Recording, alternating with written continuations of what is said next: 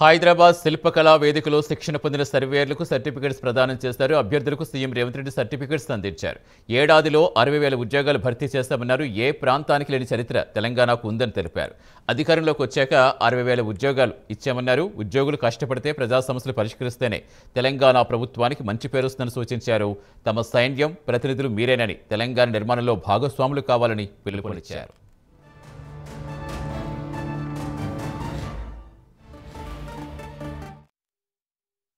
ఒక అభివృద్ధి చెందిన తెలంగాణ రాష్ట్రంగా, ఒక ఆదర్శవంతమైన తెలంగాణ రాష్ట్రంగా, దేశంలోనే మొదటి స్థానంలో నిలబెట్టే తెలంగాణ రాష్ట్రంగా తీర్చిదిద్దాలని మేమందరం ప్రయత్నం చేస్తున్నాం.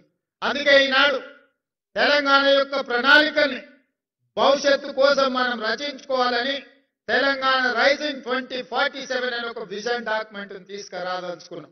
2047 అని మీకు ఎందుకు అనుమానం రావచ్చు. ఈ రోజు విజన్ డాక్యుమెంట్ ప్రణాళిక చేస్తున్నాం. మీరందరూ మీ సలహాలు సూచనలు ఇవ్వండి. ఈ తెలంగాణ రాష్ట్ర ప్రభుత్వం ఏ చట్టం చేసినా ప్రజలను భాగస్వాములను చెయ్యాలని నిర్ణయించుకున్నాం. సమస్యలు తెలిసిన వాళ్ళను పరిష్కారం అడగడం ద్వారా వాళ్ళ సూచనలు తీసుకొని చట్టాలను చేసే ఆలోచన ఈనాడు మనం చేస్తున్నాం. అందుకే ఈరోజు విజన్లో మీరు పాల్గొనండి. రాబోయే 2047కి 1 ట్రిలియన్, ఈ రోజు 2034కి $1 ట్రిలియన్ ఎకానమీగా, 2047కి $3 ట్రిలియన్ ఎకానమీగా తెలంగాణ ఆర్థిక పరిస్థితులను అభివృద్ధి చేయాలనుకుంటున్నాం.